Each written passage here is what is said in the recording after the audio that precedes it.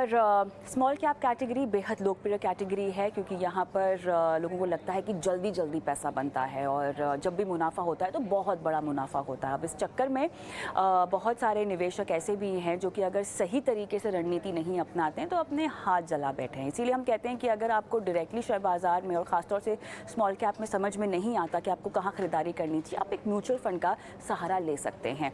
Small cap mutual fund भी काफ़ी demand में रहते हैं और वहाँ भी कई बार लोग जो हैं स्टॉक वाली मेंटालिटी यूज़ करते हैं। उनको लगता है कि जितना पैसा स्मॉल कैप स्टॉक्स में बनता है उतनी ही जल्दी पैसा एक स्मॉल कैप फंड में भी मिल जाएगा। लेकिन ये चर्चा हमने जो रखी है आज, हम आपको स्मॉल कैप फंड्स काम कैसे करते हैं, पिछले 10 सालों में स्मॉल कैप फंड्स ने किस तरह से अपनी परफॉर्मेंस दिखाई है, फंड मैनेजर्स ने किस किस तरह से रणनीति अपनी यहाँ पर अपनाई है। क्योंकि ये एक ऐसी कैटेगरी है, ये लार्ज कैप से बिल्कुल अलग है जहाँ पर एक फंड मैनेजर के पास काफ़ी रिस्ट्रिक्शंस है। वो चुनिंदा टॉप लार्ज कैप कंपनियों को पोर्टफोलियो में शामिल करेंगे, लेकिन स्मॉल कैप एक ऐसी कैटेगरी जहां पर उन्हें अपनी एक्सपर्टीज़, अपने अनुभव और अपने विश्लेषण और अपनी स्ट्रैटेजीज़ को दिखाने का बेहतरीन मौका मिलता है।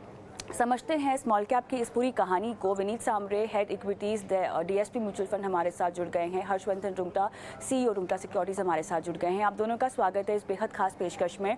और विनीत जी, आपसे तो काफ़ी सारी बातचीत होगी आपके फ़ंड को लेकर, लेकिन उससे पहले मुझे हर्ष से एक सवाल पूछना है और वो बहुत ही बेसिक सवाल है। और मेरे ख्याल से हर्ष, आपके तमाम क्लाइंट्स भी आपको यही सवाल पूछते होंगे जो ज़्यादा जानकारी नहीं रखते होंगे बाजार को लेकर। सर, स्मॉल कैप में रिटर्न कितना मिलेगा, ये बता दीजिए। सो वेल कविता, इनफैक्ट ये आपने जो कहा वो तो सही है कि लोग पूछते हैं कि रिटर्न कितना मिलेगा। सिर्फ स्मॉल कैप नहीं, बट जनरली एक निवेशक ये चाहता है जानना कि भाई अगर मैं कोई भी प्रोडक्ट में इन्वेस्ट कर रहा हूँ मुझे कितना रिटर्न मिलेगा। सो अनफॉर्चुनेटली आप कोई भी म्यूचुअल फंड की स्कीम में इन्वेस्ट करते हैं, सिर्फ इक्विटी की नहीं, हम डेट की भी बात कर रहे हैं। अगर आप डेट की भी कोई स्कीम में इन्वेस्ट करते हैं तो सेबी के जो रूल्स हैं उसके हिसाब से म्यूचुअल फंड हाउस या कोई भी उसका डिस्ट्रीब्यूटर आपको एक इंडिकेटिव रेट भी नहीं बता सकता। ये नहीं कि भी आपको अज्यूम करो इतना मिल सकता है। सो स्मॉल कैप कैटेगरी नहीं, आई वुड से कि कहीं भी आपको एक अश्योर्ड रिटर्न के नाम पे या इंडिकेटिव रिटर्न के नाम पे आपको बताया नहीं जा सकता। लेकिन क्योंकि इक्विटी की हम बात कर रहे हैं, पर्टिकुलरली स्मॉल कैप, हम वोलेटिलिटी की जरूर बात कर सकते हैं। तो वोलेटिलिटी मतलब क्या कि अगर आप लार्ज कैप फंड में इन्वेस्ट कर रहे हैं तो उसकी जो वोलेटिलिटी है, मार्केट वो जो जितना फ्लक्चुएट करेगा वो स्मॉल कैप से कम होगा। मिड कैप और लार्ज कैप स्मॉल कैप से कम वॉलेटाइल होते हैं। तो कोई भी निवेशक अगर स्मॉल कैप में इन्वेस्ट करने जा रहा है तो एक चीज उन्हें ध्यान में रखना है कि वो सबसे ज्यादा वॉलेटाइल सेगमेंट है मार्केट का। बिल्कुल। थोड़ा सा और बेहतर समझते हैं क्योंकि विनीत जी हमें थोड़ा सा और गहराई में लेकर जाएंगे, समझाएंगे कि वो अपने फंड, अपने स्मॉल कैप फंड को लेकर वॉलेटिलिटी को ध्यान में रखते हुए रणनीति कैसे बनाते हैं। सर, ये बताएं, तमाम तरह के इक्विटी फंड्स को आप देखते हैं, संभालते हैं, रणनीति तय करते हैं उनके लिए। आपका जो स्मॉल कैप फंड है, इसको लेकर बाजार की अलग अलग चाल में आप अलग अलग रणनीतियाँ कैसे बनाते हैं? क्योंकि यहाँ पर जो पूल है आपके पास चॉइस सिलेक्शन का, वो काफ़ी बड़ा है। अब ऐसे में बहुत ज़रूरी होता है कि आप हर कंपनियों को समझें, उन्हें पढ़ें, उनकी परफॉर्मेंस को ट्रैक करें, ये भी ध्यान दें कि जिन निवेशकों ने आपके ऊपर भरोसा करके पैसा डाला है उस फंड में, उनका पैसा ना डूब जाए। तो कितना ट्रिकी होता है स्मॉल कैप फंड को चलाना? मुश्किल नहीं बोलूँगी लेकिन ट्रिकी बोलूँगी, क्योंकि यहाँ पर आपके अनुभव का बहुत ज़्यादा इस्तेमाल होता है, ऐसा मैं मान रही हूँ। मैं गलत हूँ तो आप बता दीजिए। नहीं, आई थिंक पहले तो धन्यवाद मुझे इनवाइट करने के लिए। और मैं ये कहूँगा कि कविता जी, आपने इसका सही मायने में इसका विश्लेषण किया है कि स्मॉल कैप जो कैटेगरी होती है ये काफ़ी ट्रिकी होती है। और इसमें आई थिंक मतलब वोलेटिलिटी तो है ही, लेकिन जो हमने एक्सपीरियंस किया है इसमें आई थिंक सबसे जो इम्पोर्टेंट एस्पेक्ट है वो है पेशेंस। ये कैटेगरी चूंकि लोगों का मानना होता है कि इसमें अपने को रिटर्न ज़्यादा बनेंगे बिकॉज इसमें ग्रोथ ज़्यादा आती है, companies everyone wants to be part of the small cap universe. और पिछले 10 सालों का हम डेटा भी देखें तो small cap as a category ने दूसरी कैटेगरी को आउट परफॉर्म किया है। तो और उसके रीजंस भी हैं जो मैं टच करूंगा, लेकिन आई थिंक ब्रॉडली यदि हम माने कि ये people are looking for higher returns in the small cap category, they are basically bracing for good amount of volatility. तो हम लोग इसको ऐसे करते हैं कि वोलेटिलिटी जो है वो अगर इसको हम 10 साल के लिए स्ट्रेच कर दें तो वोलेटिलिटी कम हो जाती है। अब हमको ये देखना है कि अगर हम 7-8 साल के हिसाब से कोई भी बिजनेस में इन्वेस्ट कर रहे हैं, तो सबसे इम्पोर्टेंट है क्या वो बिजनेस ग्रो करता रहेगा, क्या वो बिजनेस की मैनेजमेंट जो है उसकी क्वालिटी जो हम जिस तरह से उसका आकलन करते हैं वो हमारे पैरामीटर्स में फिट बैठती है या नहीं बैठती है। और सबसे इम्पोर्टेंट ये है कि क्या ये जो कंपनी अपना कैपिटल इन्वेस्ट करने वाली है, क्या ये डिसेंट उसके अंदर से आरओई कमा सकती है कि नहीं कमा सकती है। सो हमारा जो विश्लेषण होता है मोस्टली क्वालिटी ऑफ बिजनेस पे होता है, ग्रोथ ऑफ द बिजनेस पे होता है, क्वालिटी ऑफ बैलेंस शीट पे होता है और क्वालिटी ऑफ मैनेजमेंट पे होता है। यदि हम इन चीज़ों को सही मायने में इनका आकलन कर पाएं और कंपनी को पेशेंटली हम इसमें इन्वेस्टेड रहें, जो बिजनेसेस हमको रखने हैं उसमें इन्वेस्टेड रहें, तो आई थिंक लॉन्ग टर्म में इसमें वेल्थ क्रिएट होती है, ये हमने देखा है। ये कैटेगरी अब ट्रिकी इसलिए है क्योंकि ये कैटेगरी में एक्सीडेंट्स भी बहुत होते हैं और ये एक्सीडेंट्स जनरली होते हैं जब मार्केट्स की साइकिल बहुत हाई हो जाती है और टेम्पटेशन बहुत ज़्यादा होती है, लोगों को शॉर्ट टर्म में पैसा बनाना होता है, तब कई बार मिस्टेक्स कर देते हैं लोग। मैनेजमेंट भी अपनी कंपनी का बड़ा चढ़ा के आउटलुक बताते हैं, उस चक्कर में कई बार लोग फंस जाते हैं और बहुत बार ऐसा देखा गया कि पीक में जाके लोग गलत तरीके से इन्वेस्ट करते हैं, तब जाके वो रिटर्न्स या उनका नुकसान होता है। So I think as a mutual fund manager, small cap fund manager, सबसे इंपॉर्टेंट है न केवल अच्छी कंपनियों को सिलेक्ट करना, बट जहां पे एक्सीडेंट्स हो सकते हैं पोटेंशियली उनको अवॉइड करना या एलिमिनेट करना। तो आई थिंक ये सब चीजों को हमको ध्यान रखना पड़ता है जब हम स्ट्रेटेजाइज करते हैं, सोचते हैं और कंपनीज में इन्वेस्ट करते हैं। अच्छा विनीत जी, जो आपने समझाया वो निवेशकों को अपनी निवेश रणनीति में मेरे ख्याल से ओवरऑल पोर्टफोलियो प्लानिंग में समझना बहुत ज़रूरी है, खासतौर से अगर आप इस कैटेगरी को अपने पोर्टफोलियो में डाल रहे हैं। लेकिन ये जो कैटेगरी है खासतौर से mid cap small cap Vineet ji, ये एक साइकिल में चलती हैं। जब ये मुनाफा देती हैं तो ये बहुत अच्छा मुनाफा देती हैं और जब गिरती हैं तो ये ज़ोरदार तरीके से गिरती भी हैं। फिलहाल उसी तरह का कुछ समय चल रहा है। अब ये जब गिरती हैं ना, तब निवेशकों का जो भरोसा है वो थोड़ा सा टूट जाता है। भले ही हमें लंबी अवधि के लिए इनको पोर्टफोलियो में रखना चाहिए, लेकिन जब फंड की परफॉर्मेंस ख़राब होती है तो आप कुछ नहीं सोचते, बस आप उससे निकलने का सोचते हैं। ये मानसिकता बदलनी चाहिए, शायद धीरे धीरे बदलेगी, तभी लोगों को निवेश का महत्व भी समझ आएगा। लेकिन जब इस तरह का माहौल आता है तो इस माहौल में आप गिरावट को कैसे रोकने की कोशिश करते हैं? जैसे कि अभी आप देख लीजिए, चौथी तिमाही के नतीजे आकर आ रहे हैं जहाँ पर हम सब जानते हैं कि म्यूटेड ही रहेंगे, लेकिन आने वाली तिमाहियों में आप शायद कमेंट्री और कंपनी की क्या प्लानिंग है, विस्तार योजना है, तमाम बातों पर आप ध्यान देना चाहेंगे। हम देख रहे हैं ग्लोबली जो अर्थव्यवस्था है और जो माहौल है वो कुछ खास उत्साहित नहीं दिखाई दे रहा है। अब ये स्मॉल कैप कंपनीज़ हैं जो सबसे पहले चपेट में आती हैं, है ना? तो इस तरह के माहौल में आप किस तरह की रणनीति बना रहे हैं? कौन कौन से ऐसे सेक्टर्स हैं जहाँ पर आपको लगता है कि दांव लगाया जा सकता है? आने वाली कुछ तिमाहियों में इनकी जो तस्वीर है वो भले ही अगर पूरे सेक्टर की खराब हो तो इनकी इतनी खराब नहीं है। तो सबसे पहले तो देखिए कविता जी, ये जो पूरा मतलब मैं सेक्टर्स बताऊंगा, बट ये अप्रोच ऐसा होता है कि ये एक पोर्टफोलियो अप्रोच होता है और पोर्टफोलियो अप्रोच में मेरा मानना ये है कि अपने पास न केवल इस टाइप की कंपनीज होनी चाहिए जो नियर टर्म में ठीक करें, बट इस टाइप की भी कंपनीज होना चाहिए जो आज के माहौल में ठीक नहीं कर रही हैं और उनके वैल्यूएशंस भी सस्ते हो चुके हैं और हो सकता है उसमें अपने को टाइम लग जाए, उसमें 1 साल लग जाए, 2 साल लग जाए या उससे कई बार होता है कि 2 से 3 साल भी लग सकते हैं। बट यदि उसका लॉन्ग टर्म आउटलुक इंटैक्ट है और कंपनी की मैनेजमेंट अच्छी है और कंपनी अच्छे आरओसी और अच्छे कैश फ्लो जनरेट कर रही है, बस बिजनेस साइकिल थोड़ा खराब है, तो मेरा ये मानना है कि पोर्टफोलियो में कुछ उस तरह की कंपनीज भी होनी चाहिए जो कि क्योंकि उसमें वैल्यूएशंस का काफी कंफर्ट हो जाता है। जैसे मैं बात करूंगा फार्मास्यूटिकल की, आप देखेंगे पिछले 1-2 सालों में फार्मास्यूटिकल कंपनीज ने कोविड के बाद एक उसके अंदर इम्प्रूवमेंट आया था, बट उसके बाद सेक्टर थोड़ा मॉडरेट रहा है, रिटर्न आया नहीं है। बट आई थिंक ओवरऑल इस सेक्टर में अब ऐसा लगता है कि कई सारे जो उसके फैक्टर्स हैं वो पॉजिटिव हो रहे हैं, वैल्यूएशंस बहुत रीजनेबल हैं और ये ओवरऑल मार्केट के मोस्ट सेक्टर्स हम देखें उसके रिलेटिव टर्म्स में वैल्यूएशंस यहाँ पे given the long term outlook ठीक ठाक हैं। तो मेरा ये मानना है कि पोर्टफोलियो अप्रोच में हमेशा अपने को कुछ ऐसे सेक्टर्स भी रखने पड़ेंगे जहाँ पे इमीडिएट आउटलुक अच्छा नहीं हो, but over the long term ठीक होने के उसके प्रोबेबिलिटीज हैं।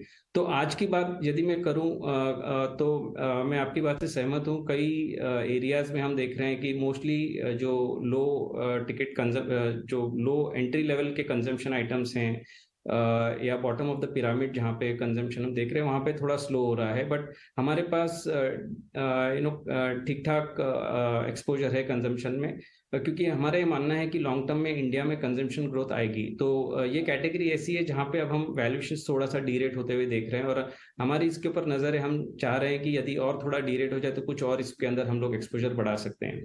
इसके अलावा जो मेरा मानना है, अभी जो सेक्टर्स ठीक करेंगे बियॉन्ड फार्मास्यूटिकल, मुझे लगता है एग्री जो ओवरऑल कैटेगरी है वो एक बहुत बड़ी कैटेगरी है। यहाँ India is the second largest agriculture nation, and इसमें भी कई अपॉर्चुनिटी, और खासकर कंपनीज पिछले 1-2 सालों में बहुत ज़्यादा रिटर्न्स दिए नहीं है, जबकि बिजनेस परफॉर्मेंस ठीक रहा है। तो उस सिलसिले में यहाँ पे भी वैल्यूएशंस ठीक है, और बिकॉज लॉन्ग टर्म आउटलुक अच्छा है, हमको ये कंपनीज अच्छी लग रही हैं।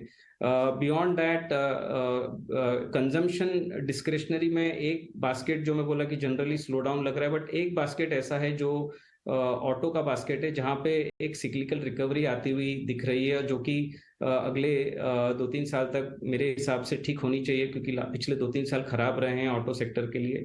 और यहाँ पे जो है हमारा एक्सपोजर ऑटो एंसिलरी कंपनीज, जो कि ये सब ऑटो कंपनीज को अपने सामान सप्लाई करती है, वो कंपनीज में हमारा एक्सपोजर है, वहाँ पे हमको आउटलुक ठीक लग रहा है। इसके अलावा small cap specially as a category dairy businesses हैं, जहाँ पे ओवरऑल आउटलुक इम्प्रूव होगा। जो मिल्क प्राइसेस थे वो काफ़ी हाई हो चुके थे, अगले सीजन में ये प्राइसेस नॉर्मलाइज होंगे और इनके प्रॉफिटेबिलिटी इम्प्रूव होंगी। तो डेयरी ऐसी सेक्टर है जहाँ पे हमको ओवरऑल आउटलुक ठीक लग रहा है। सो ऑल इन ऑल मैं ये कहूँगा combination of let's say pharmaceutical, agrochemicals, dairy as a business, auto ancillary, these are some segments which we are let's say positive on as of now. चलिए, काफ़ी विस्तार से आपने समझाया कि एक फ़ंड मैनेजर किस तरह से रणनीति बनाते हैं, लेकिन हर्ष, अब एक निवेशक के नज़रिए से चुनाव करना हो किसी स्मॉल कैप फंड का, मैं जानती हूँ कि हमें बहुत ज़्यादा पास रिटर्न्स को नहीं देखना चाहिए, लेकिन फिर भी ऑन एन एवरेज अगर मैं आपसे समझना चाहूँ कि पिछले अगर 5-10 सालों की मैं बात करूँ तो किस तरह के रिटर्न्स मिल पाए हैं, क्योंकि बाजार की चाल देखिए बदलती रहती है, तो इसीलिए आप इन रिटर्न्स पे बहुत ज़्यादा भरोसा भी नहीं कर सकते। ये बस मैं जानकारी के लिए पूछ रही हूँ हर्ष को, ताकि हर्ष मुझे समझाएं और मैं इनको एक और सवाल उस पर पूछूँ। तो उस रिटर्न को देखते हुए तो खैर आप रणनीति बनाएंगे नहीं उसमें निवेश की, तो किस तरह से आपको स्मॉल कैप में निवेश की रणनीति बनानी चाहिए? अच्छा, ये सवाल मैं उस शख्स के नज़रिए से भी पूछ रही हूँ जिसके पास शायद डायरेक्ट एक्सपोजर हो बाजार में और उसने अपने पोर्टफोलियो में शायद स्मॉल कैप स्टॉक्स भी रखे हों, लेकिन फिर भी एक फंड लेना चाहते हैं। समझाएं। तो देखिए कविता, पहले तो स्मॉल कैप यूनिवर्स है क्या, वो समझना बहुत जरूरी है। तो स्मॉल कैप जो देश की टॉप 250 कंपनीज को अगर हम हटा दें, तो उसके बाद जो पूरा यूनिवर्स है वो है स्मॉल कैप का। सो मान लीजिए अगर 5,000 कंपनियां लिस्टेड हैं, तो 250 जो मार्केट कैपिटलाइजेशन बेसिस पे जो टॉप की 250 कंपनीज है, उनको हम अगर साइड में कर दें तो ये पूरा जो यूनिवर्स है वो स्मॉल कैप में आता है।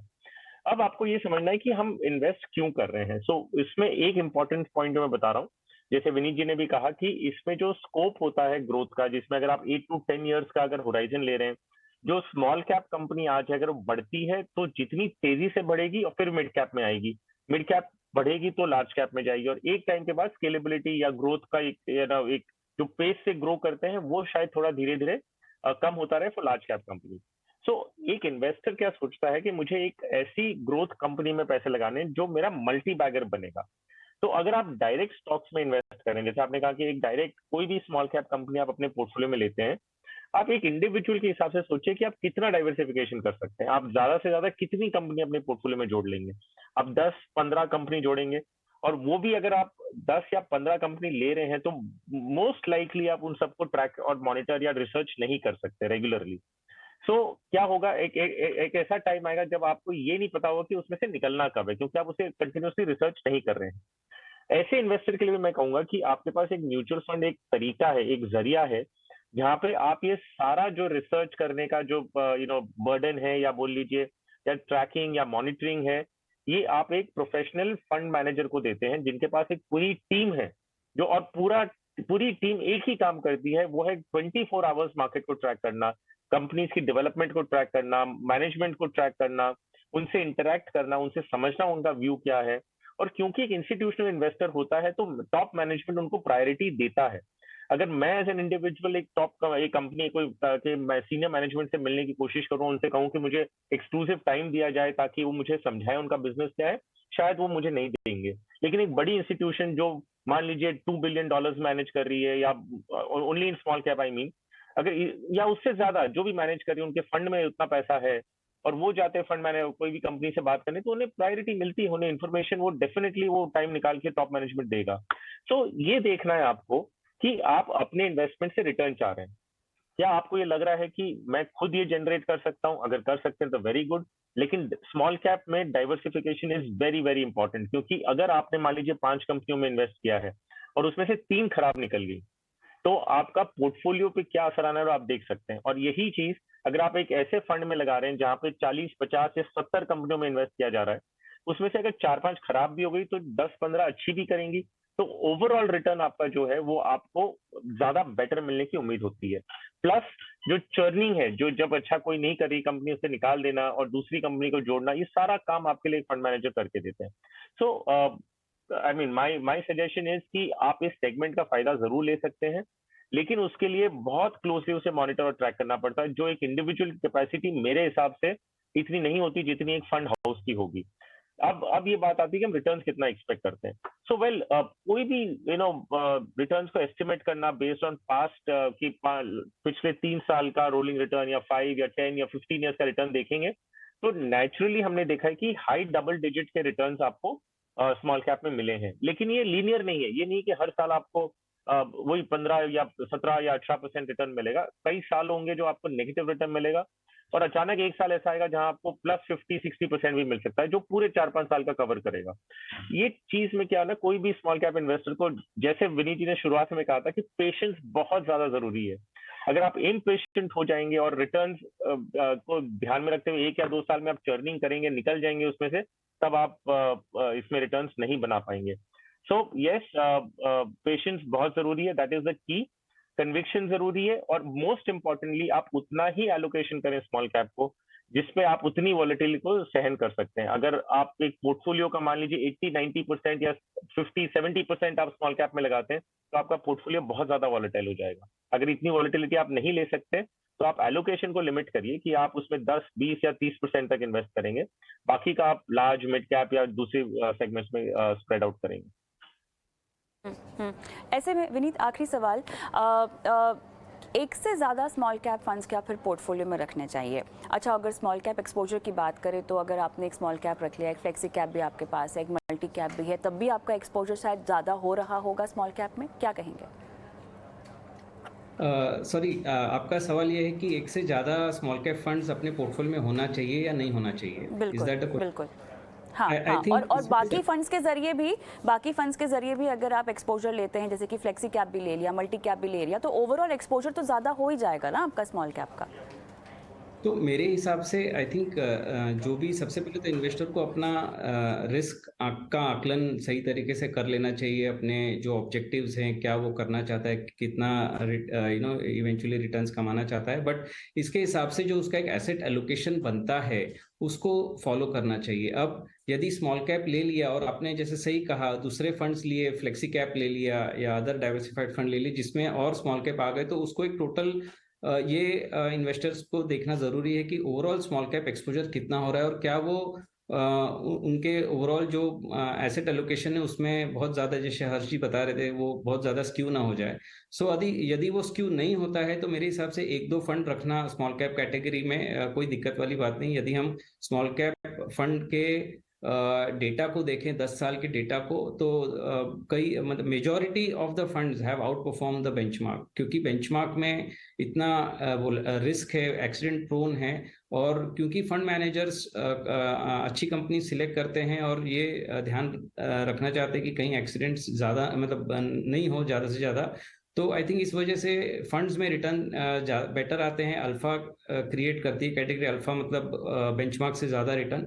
तो मेरा ये मानना है कि as a category long term यदि लोगों का ऑब्जेक्टिव है तो इसमें इन्वेस्टमेंट अपने रिस्क के हिसाब से इन्वेस्टर्स कर सकते हैं। चलिए, बहुत बेहतरीन तरीके से हमने स्मॉल कैप फंड्स पे चर्चा की। विनीत, समय निकाला आपने, बहुत बहुत धन्यवाद इस चर्चा के लिए।